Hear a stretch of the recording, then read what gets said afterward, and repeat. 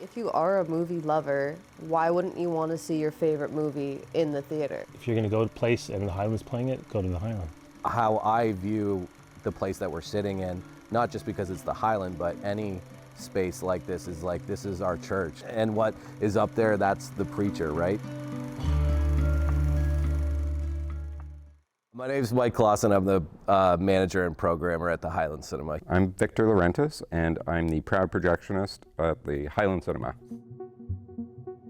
Well, the Hyland Cinema was built in either 1933 or 1937. It opened as the Elmwood, a neighborhood theater. It did close down in 1989 and was closed for 16 years. The current owners took it over in late 2004, I believe, and they've been the owners since, and it's been the Hyland Cinema as what I know it and what you guys know it as. We do a great job of everything, new, old, classic, international, art, and no one else will do that. If it's not something that's going to make huge dollars like Marvel or something, it's not going to be, you can't count on the multiplexes to show it. Not only can we not exist in that space anyway from a business standpoint, but that's not really our passion or the thing that we really care about. Highland's just a really cool venue just for doing interesting, unique things that you would not get at like a multiplex. They'll play like the really important art films that are coming out from indie directors, or they'll do local films. You kind of get this sense of community. Everybody's showing up for these like super niche things. Mm-hmm. It's a really cool environment to be in, and I think that's super important.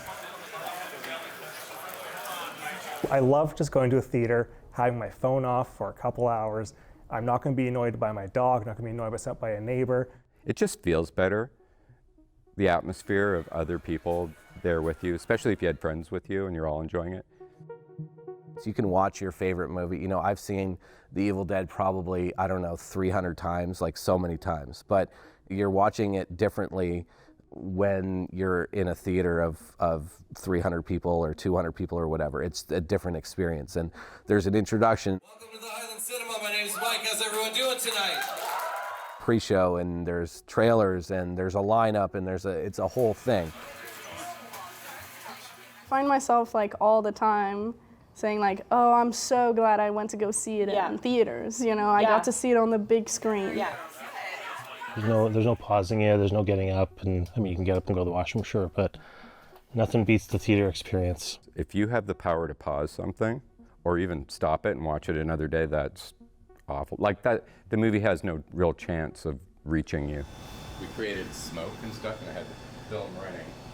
And usually independent art films have more to say. Like, they're not being made just to entertain. To me, the best movies are movies that are really well thought out, passion projects. Challenging films are oftentimes a lot more fruitful and engaging than typical like a Hollywood blockbuster.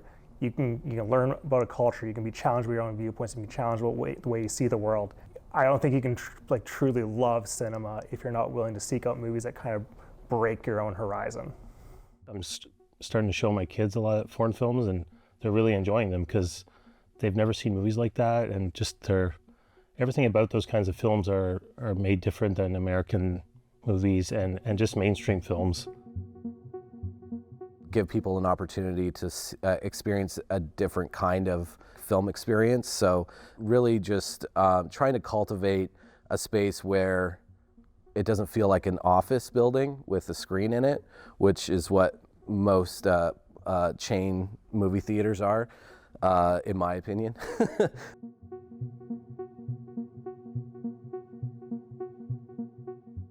I have an entire different projector that's a 35 millimeter projector, and I'll reassemble it right here. Besides the arguments about, oh, what's better, film or digital, because we do both all the time, I can settle that right here. Film, if it's a good film print, blows digital away.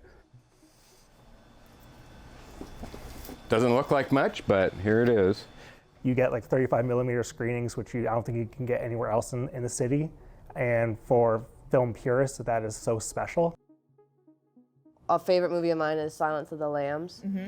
And it came to the Highland, and sitting there watching that movie, I think it was 35 mil, on the big screen, you're like, oh my God, imagine when this movie came out Exactly and how people must have felt sitting watching it for the first time. What I get to do is sit around my house or watch a movie, and then I get to think, wouldn't it be cool if, right? And then I get to fill in that blank. Wouldn't it be cool if, you know, we could get like Greg Sestero from The Room here? Yes, everyone put your hands together for Mr. Greg Sestero. Earlier this year, I went to a screening of The Room. Here in April. Got to meet Greg Sestero and talk to him and tell him how much I loved his book. And just the fact that they program things like that is so special. Any old movie we show, we get all the super fans to it. So it's great to experience them experiencing it with me or me watching them, you know. My girlfriend and I were going to go see Substance there recently, and then my 16-year-old daughter wanted to come. I'm like, I don't know, are you sure? And she had a great time. Watching a movie like that with a crowd in the theater, everybody reacting, laughing, being grossed out, that's the best way to watch a movie. She won't forget that experience, so.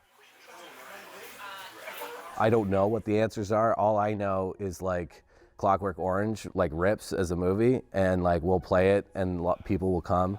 We'll show it better and play it better and have a better audience than the Plexes will ever have. I think things are just going to continue as they are and improve a little bit because we overall are doing very well.